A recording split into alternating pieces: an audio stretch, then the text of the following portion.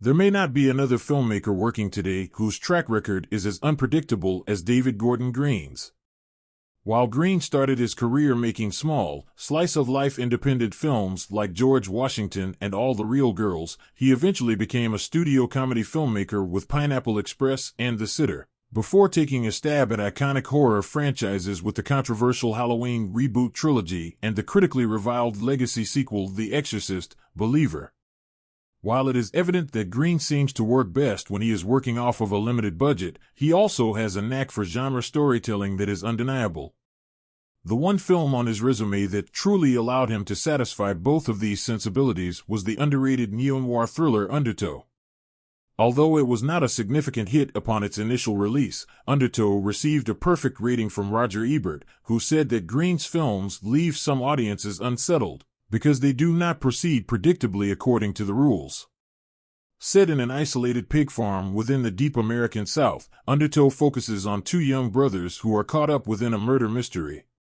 Chris, Jamie Bell, and adolescent Tim Munn, Devin Allen, have moved with their father, John, Dermot Mulroney, to a farm in Georgia after the death of their mother.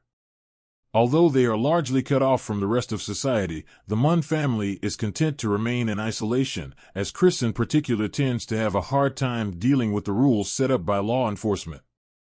However, the dynamics within the family shift when John's brother, Deal, Josh Lucas, visits the farm with the intent of obtaining gold coins that are considered to be a family heirloom.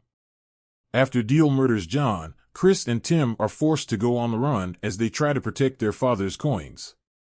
Green's strengths as an independent filmmaker make Undertow a stronger genre film, as it is able to sustain an atmosphere of authenticity before the major twist occurs.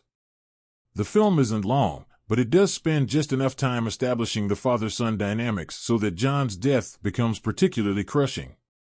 Green is a filmmaker who is remarkably willing to depict a softer side of masculinity, and Undertow digs into the feelings of remorse and fear that Chris experiences in the aftermath of his mother's death. Although he has always felt emotionally distant from his father, Chris is shattered when John dies, as he realizes that he must fill the void of both parents for Tim, who is still largely innocent. Lucas is a perfect villain as Deal because he is the polar opposite of John. While John was so willing to shield his children from the nastiness of the world that he put them in isolation, Deal is willing to murder his family simply for monetary gain. Despite the grounded nature of the story, Undertow has a dreamlike quality to it that feels reminiscent of the classic works of Charles Dickens or Mark Twain. Over the course of their escape, both Chris and Tim are approached by various unusual characters, many of which resemble creatures from fairy tales. Green never goes out of his way to imply that these scenes are intended to be dream sequences, but it is safe to assume that the film is being told from the perspective of the two young boys, and may be heightened as a result. Due to the extreme anguish that they are in having lost both parents, Chris and Tim may associate things that they see in the outside world with the familiarity of storytelling as a means of coping with their grief. Although these fantastical allusions occasionally add a sense of levity, Undertow is a very gritty noir thriller that succeeds in being completely unpredictable.